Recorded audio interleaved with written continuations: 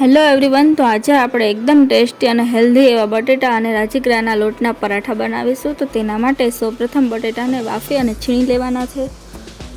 ત્યારબાદ 1 વાટકી રાજગરાનો લોટ, લીલા મરચાંની ચટણી, 2 ચમચી જેટલું તેલ, મીઠું, મરચું, હળદર, ધાણા જીરું પાવડર અને ચાટ મસાલો ઉમેરી અને મસાલા મિક્સ કરી લેશું।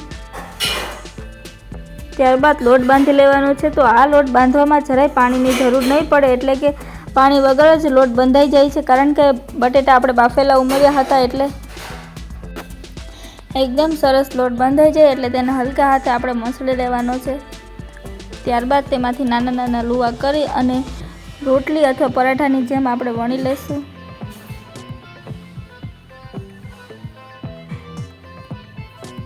તો વણતી વખતે આપણે ખાસ ધ્યાન રાખવાનું છે કે હલકા હાથે વણવાના।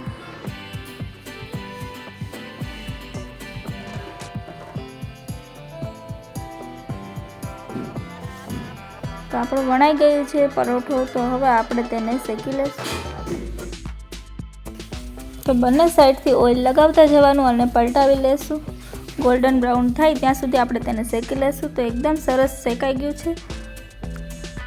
તો આપણે આ પરોઠાને દહીં અથવા ચા સાથે ખાઈ શકીએ છીએ। એકદમ ટેસ્ટી અને હેલ્ધી અને ઉપવાસમાં ખાઈ શકાય તેવા પરોઠા તૈયાર છે। જો આ રેસીપી ગમે તો મારી ચેનલને લાઇક, શેર અને સબસ્ક્રાઈબ કરજો। Thanks for watching.